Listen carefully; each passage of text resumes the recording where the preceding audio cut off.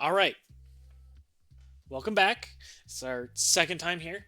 Um, Today I'm going to be talking about our Titan builds, or at least a couple of my Titan builds, and how I developed them, and how they have evolved a little bit over time, and exactly why they are the way they are, and give you a couple options for how you can use them yourself.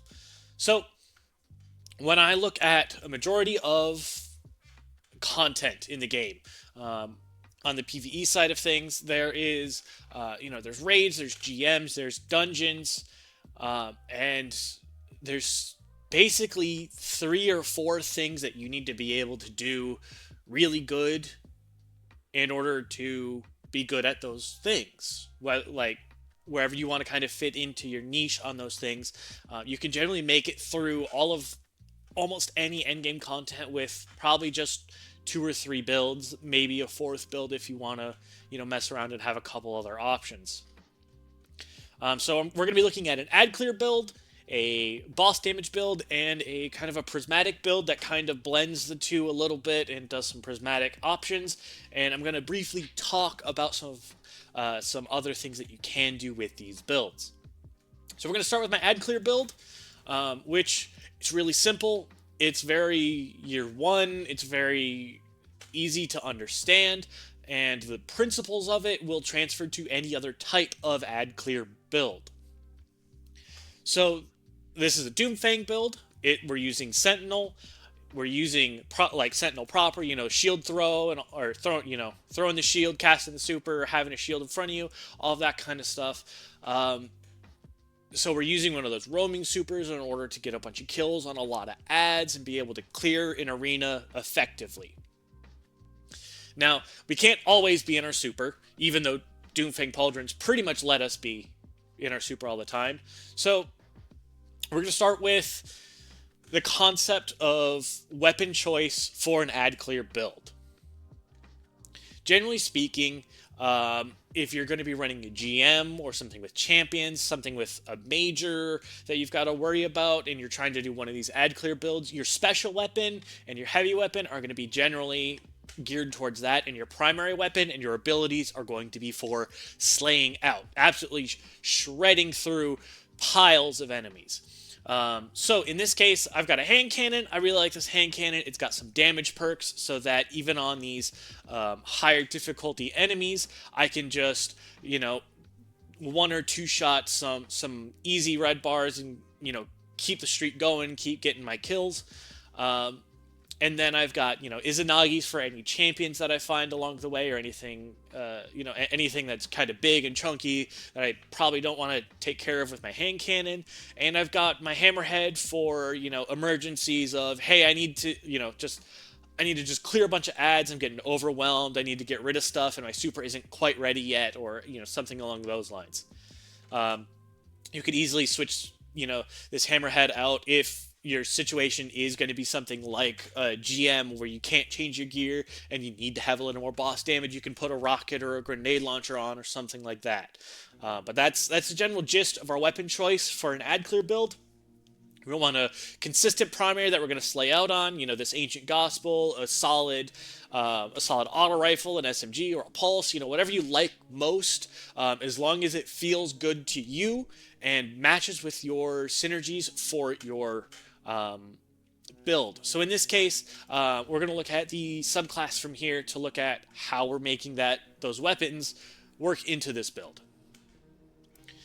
We've got the ability to get over shields and stay alive using offensive bulwark and bastion. It's just really solid. You get a stronger melee when you have that overshield through these two. We're using the shield bash and the suppressor grenade in order to get suppression, which is the main purpose of this, because we have the Echo of Domineering. So anytime we suppress an enemy, we get some increased mobility. Not the big thing we're looking for. What we're really looking for is those void breaches and the fact that it will reload whatever our equipped weapon is, meaning we don't have to worry about reload time. If we, throw a grenade and it damages something, then boom, our weapon is reloaded. We can keep slaying out with it. Also, anything that is suppressed that dies will leave a void breach, which will come important later.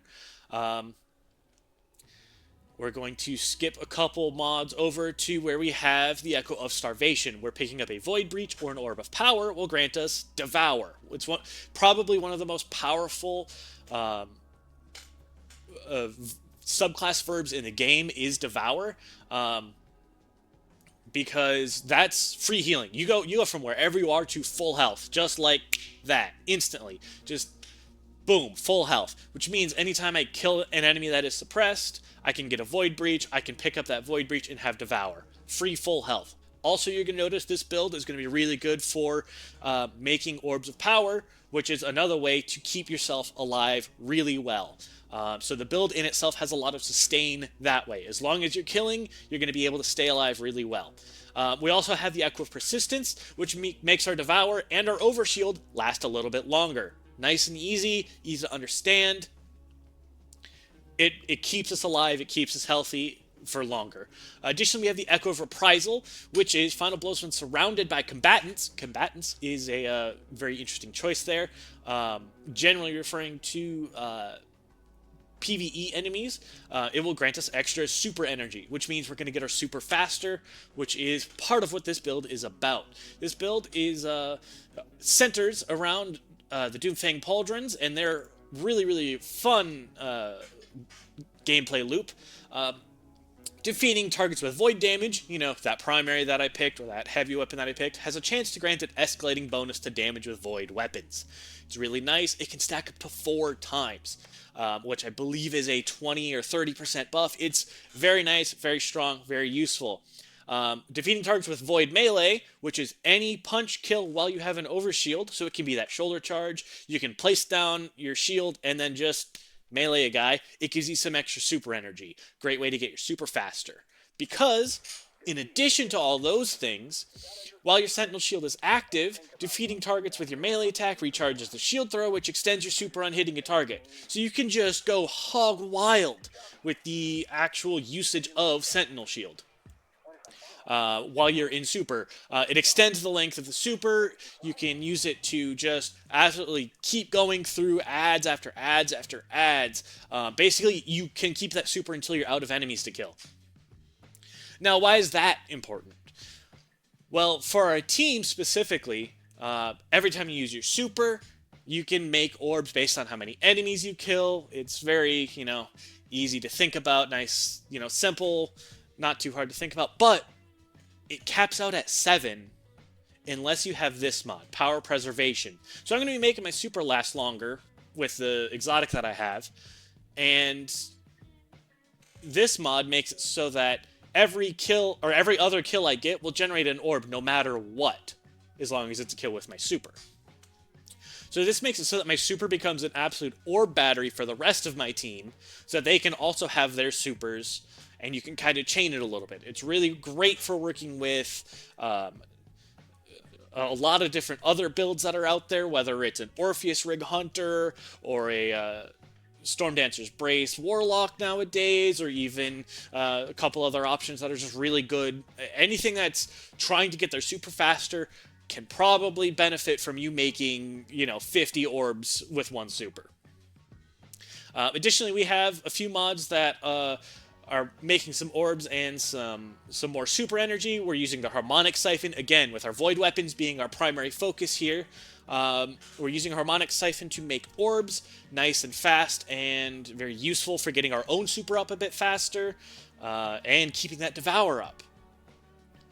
We have Hands On, so any of those super kills, any of those melee kills that we get, which, give us more super energy, will give us more super energy. And now, if you're in a group of ads, you get that melee kill, you're getting bonus energy from Doomfangs, you're getting bonus energy from Hands On, and you're getting bonus energy from that Echo of Reprisal. So you're getting a lot of different ways to get that super really fast, as long as you're able to make the kills happen. We're going to look at our gloves now, which is the Doomfangs, our exotics. We've got a loader on it because we want our void weapons to feel really good, so that just helps keep everything feeling a little bit better. Not necessary, but I like to run a loader personally. That's a personal choice. If you didn't want to run a loader, I would suggest probably Bolstering Detonation, or actually any of these 4 mods here that cost 2 energy would be great to fit right in the slot without even using any extra energy. We're also using heavy-handed, so powered melee final blows create orbs of power. Now this does have a cooldown. If you had the energy space for it, you could easily replace your loader with this heavy-handed, and you would be able to make more orbs with your melee final blows more often. And the main purpose of our orbs, gives us our armor charge. We then use that armor charge with melee kickstart. So we use our shoulder charge, which hopefully we're getting a kill with in order to get more super energy in like 4 different ways. And then when we hit with that shoulder charge, we're going to get more of that melee. We get a little bit of melee energy back from melee kickstart. So that's the real focus of our armor charge, is being able to get that melee more often using melee kickstart. My general go-to for my defense mods is just one of each of the light resistances, Void, Arc, and Solar. There's a few other options that some people use. This is just my default, what I go to. I will adjust it as necessary for specific energy threats or anything like that, but that's my general go-to for my chest. It pretty much stays the same throughout my builds. Here, we're going to look at Elemental Charge first. Collecting a Fire Sprite, Ionic Trace, Stasis Shard, or Void Breach, or destroying a Strand Table has a chance to give us an armor charge. In this case, we're really looking at that Void Breach, because we're going to be potentially generating those Void Breaches by defeating any suppressed enemies, which will allow us to get armor charge, and picking those up will also give us Devour, and the armor charge will let us get more melees, so it's very synergistic towards working around one concept. The Orbs of Restoration and Invigoration. At this time, picking up an orb will give us Devour, so we don't need healing on orbs necessarily, because we're going to get Devour. So we're running some pickup orbs to get some bonus ability energy.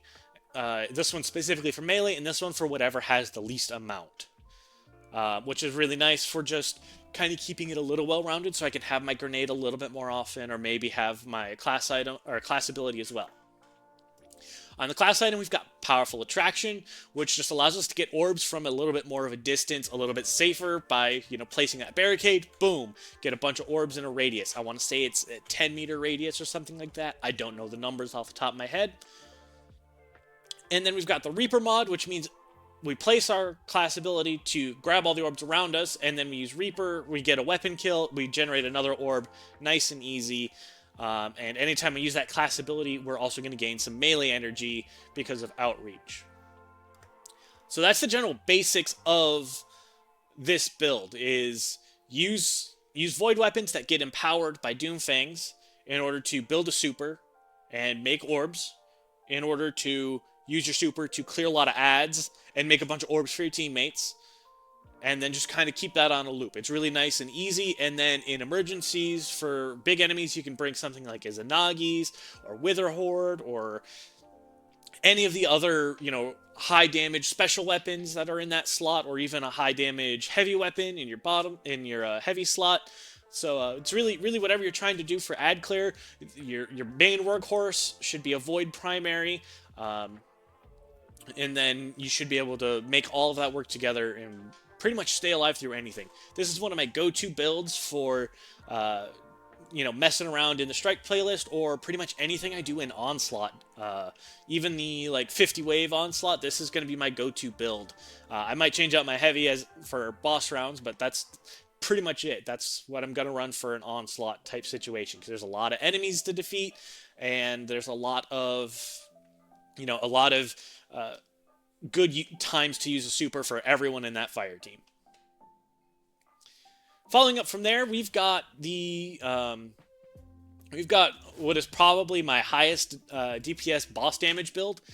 You can run this with Prismatic with a couple other options. So we're gonna kind of skip over the subclass itself specifically. I'm gonna show you what I've got, because this knockout is the important part of the build, and the pulse grenade helps. But generally speaking, these fragments are just kind of keeping ourselves alive and using a little bit of jolt to spread some damage around a little bit.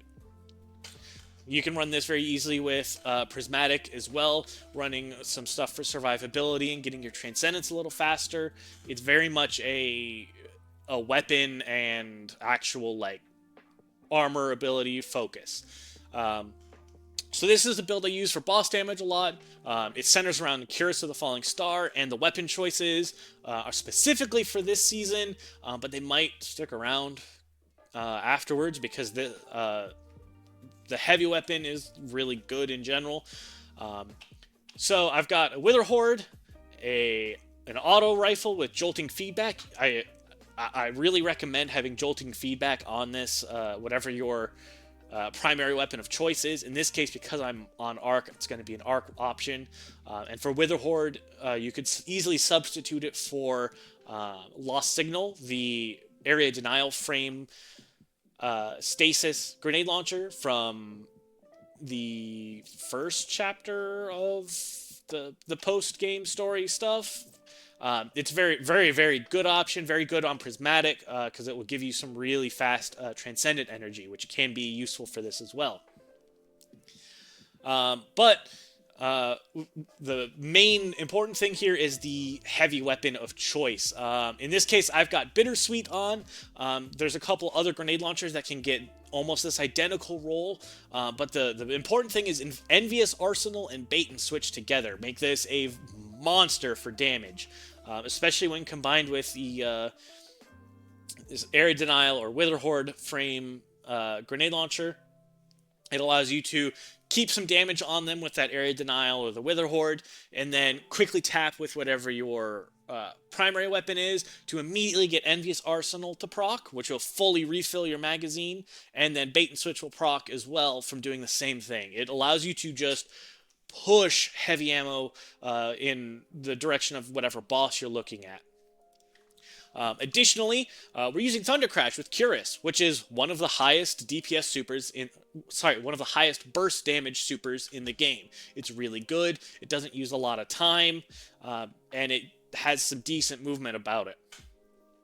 We're going to take a look at the exotic next, just because that's an important thing to look at. Increases Thunder Crash damage. It's a lot. It makes it way better than it already is, and it already is pretty solid. Additionally, it gives you damage resistance on your way back, like from whenever you use that Thunder Crash to trying to move to a DPS location, likely a well or a piece of cover, wherever your team is actually doing damage, which allows you to kind of get back away from wherever you just finished your super at a little bit safer.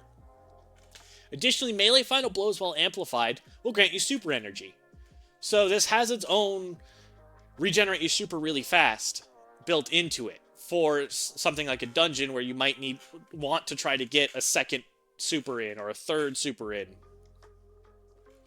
Especially for, I'm thinking about the recent dungeons, Vesper's Host, maybe not so much Vesper's Host, but the one up the mountain. I can't think of the name of it off the top of my head. You'll say which one it is. It's the one with Buried Bloodline as the exotic. It's got this big eyeball in the sky. You can get, using this type of build, you can get your super very quickly by just getting a few melee kills using knockout while amplified. Additionally, to help that along, you can ignore Taken Barrier. That's on from something else I was doing. Additionally, we're using the font system for this particular build, so I'm going to talk about that a little bit more when we hit the end, but I'm going to be making orbs pretty consistently with my arc weapons. That's what Harmonic Siphon does. It's really nice. Also, my melees, which are going to grant me extra super while I'm amplified, are going to give me more super because of the hands-on mod. So that's using my melee to get as many, or as much super energy out of it as I can, pretty much. Additionally, I have Font of Wisdom on, which will give me some bonus free stats, basically, while I have an orb. And if we look at my arms, I've got 3 heavy-handed on. That means every single time I get a melee kill, I think the cooldown's a half a second, which is... it's less time than it takes to throw a second punch. You're going to generate an orb. So you can make orbs with pretty much every kill as long as you have knockout active using this type of build. So I'm going to be making a bunch of orbs, which will keep my Font of Wisdom up, which gives me an extra 3 tiers of intellect, which basically means my intellect is actually 90 while I have an orb. Or while I have an armor charge, excuse me. And I can make orbs pretty much on demand with my melee ability, which will give me extra super from hands-on and from being amplified. Again, looking at my chest piece, I run basic defensive mods. If you're worried about ammo capacity, you could easily run some reserve mods and sacrifice a little bit of that damage resist. That's a personal decision. This is just my base where I always start the build at. It might get some minor adjustments depending on a specific encounter. Additionally, I have the Elemental Charge mod on. Regardless of if I'm using Prismatic or if I'm using Arc, I'm going to be able to make Ionic Traces using my subclass, which means I can then use Elemental Charge to keep my armor charges up. It's just an extra way to keep that armor charge up for that Font of Might, or Font of Wisdom, excuse me, as well as my Arc Weapon Surge. It'll make my Arc Weapons do more damage. This should match whatever your heavy weapon is. If you're using the VS Chill Inhibitor grenade launcher with Envious Arsenal and Bait and Switch, it's a stasis grenade launcher. It comes from the Vesper's Host. I would suggest running a stasis weapon surge instead. And then it's an even better idea to, swap to Prismatic and run that Lost Signal, and then you have another thing benefiting from that stasis weapon surge. Additionally, we have Recuperation, because while Knockout is great for getting your health chunked back, you can't necessarily always guarantee a melee kill, so sometimes just picking up that orb is enough to keep you alive and up and going. It's just a little bit of that extra staying alive status. Here, because we're not using a huge amount of those font mods, and it's kind of an afterthought, we aren't running time dilation in this situation. Theoretically, we're going to have enough orbs around us that we can kind of either pace them out or just have full armor charge when we start a DPS phase in order to keep our Arc Weapon Surge active. But what we do have is we've got Reaper, so that every time we use our class ability, our next weapon, Final Blow, will give us an Orb of Power. We can use Distribution to get our class ability back whenever we use it, and we're trying to get some grenade energy back from Bomber, just because the Pulse Grenade is a really nice option for some damage. So this is my general go-to for boss damage on, pretty much any boss that's doesn't have a specific mechanic for damage. I use this a lot for Heffend. I use it for the Puppeteer at the end of Vesper's Host. I use it for all sorts of things. Really solid all-around build. If you build it into that Prismatic setup, you could even run Consecration with it, and then use Consecration as a great ad clear option as well. And speaking of Consecration, we're going to take a look at another one of my solid and favorite builds. This is my general Prismatic build that I go to when I am needing to do Prismatic activities. You'll notice that I'm running Abeyant Leap proper instead of the class item with it. I have a very specific reason for that, and we'll discuss that when I get to it. But if we look at the Prismatic build here, this is specific for this setup, so your mileage may vary on some other options. But the general goal of it is that we're using Consecration and Drenger's Lash with Frenzy Blade and Shackle Grenade to kind of keep the build going. The rest of this is mostly stats and staying alive and getting Transcendence a bit faster. So these we're not really looking at a whole lot. We like the Facet of Hope, having an elemental buff gives us more ability regen. Facet of Protection gives us some damage resist. The rest of it, Facet of Ruin's really good for the Solar Ignitions itself. Facet of Courage means our solar abilities will deal more damage to enemies afflicted by darkness debuffs. Nice and easy. Anytime I make a Prismatic build, whether it's boss damage or ad clear or whatever, I'm going to have this Facet of Purpose on, though. Because picking up an Orb of Power will grant a subclass verb based on my equipped super. So this build actually has a little bit of flexibility in it based on which of these subclass verbs you would like. I, personally, recommend Solar, Hammer of Soul, because it's the safest option. Using Hammer of Soul gives you restoration every time you pick up an orb. So you can pick up an orb and it basically heals you to full for free. If you're struggling on damage with this build, or there's you're planning on running it for a GM or something where you're going to need some serious boss damage, and you want it to be a little bit quicker, you can very easily swap to Twilight Arsenal and still have Overshield from picking up orbs, which is still a good way to stay alive a little bit better. Or even running Glacial Quake for very specific situations if you wanted to have Frost Armor and run a slightly different primary. So from there, we're going to look at our primary weapon. In my case, because I'm on solar, my primary weapon is a solar weapon. I'm going to match my primary with this build with whatever that my super energy is. So if I did want to run Glacial Quake or Twilight Arsenal, I would switch out my primary to match said element. I'd run, I don't know, something new as an example, and then I would change my special weapon to be something else entirely in this case. In this case, this would still work. Personally, I like the SMGs with this build just because of the way that it works out, but that's not a huge important thing.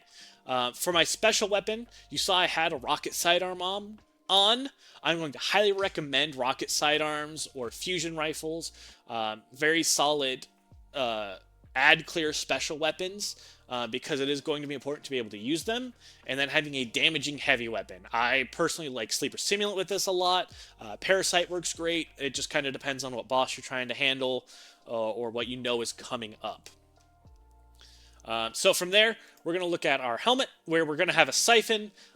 We should have a harmonic siphon and a siphon that matches our special weapon. In this case, I have neither because I accidentally messed up on the build.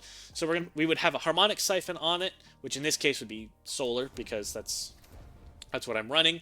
I can't fit the other one on with my hands-on. My hands-on is very important for this build, so we're going to keep it the way it is. Hands-on is extra super energy, and our super is going to be very useful because of the way that this loop works.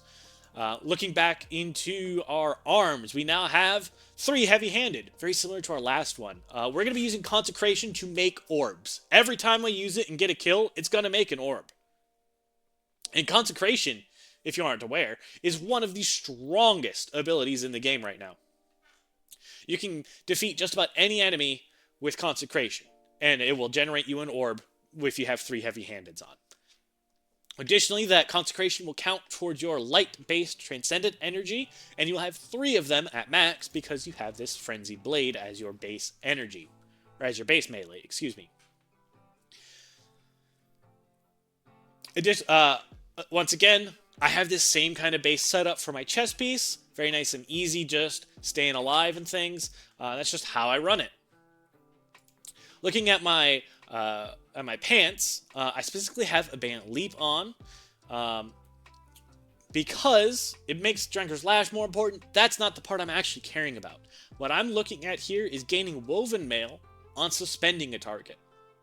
You saw I had the Shackle Grenade, which would suspend things, and the Prismatic Grenade on Titan also suspends. Woven Mail is a very large damage reduction buff that makes you, I think it's take 30% less damage on top of whatever damage resist you have from your resilience. So if you combine, Woven Mail with Overshield or Frost Armor, you can be very, very, very tanky and just not take damage. Just walk through things pretty much, even at high difficulty levels. Continuing to look at the pants here, we've got a recuperation. Picking up an orb will give us a little more health. It's just kind of a default for if I'm not running solar so that I don't forget it. Insulation reduces my class ability cooldown. The class ability is another way to suspend, so it's another way to get Woven Mail. And Absolution means anytime I pick up an orb, it will make all my abilities cool down a little bit faster, which is nice. Looking at my class item, I've got Reaper. I use my class ability. I get a kill with a weapon. I get an orb. Nice and easy. I get a little bit more grenade energy from using my class ability. And because I have utility kickstart, every time I use that class ability, I get a little bit more energy from that class ability back. So the general loop on this is you can just kind of walk into an area, consecrate whatever you want, and get some orbs. And then if you don't have that melee charge ready, you can suspend enemies and get primary kills in order to stay alive. until you have said setup. So if I were to make this into a, I'm going to, just for the hypothetical, make it into a stasis build, I would switch these out for a completely different setup. I'd run a stasis primary, and I would run a different special weapon. I'm probably going to run, I know where it was. Here it is. A rocket sidearm. I don't have this one really built up at all or anything. It's just the base roll that it comes with. But this is almost exactly how I'd run it if I was to run it with stasis as my super instead, hypothetically for like a Vesper's Host run. Because then I can get frost armor from picking up orbs using the stasis super setup, and have woven mail from suspending things, and it just generally makes for a very tanky build. So those are my three kind of general builds. Is that I have an ad clear build that'll generally be really good at making orbs and staying alive and using its super primarily for defeating enemies. I then have boss damage builds, which are going to be really good at, dealing a lot of boss damage. In this case, I'm using the Thunder Crash build. You could also run Void Axes for damage, or even the Pyro Gales with the Burning Maul is pretty solid for damage, but I'd build it pretty much the same way in all of those situations. And then Prismatic is a little bit unusual because it's got some uniqueness to it, which is why I highly recommend on Titan being able to consecrate. It's pretty much just the best thing to do on a Prismatic Titan right now. So thank you for watching.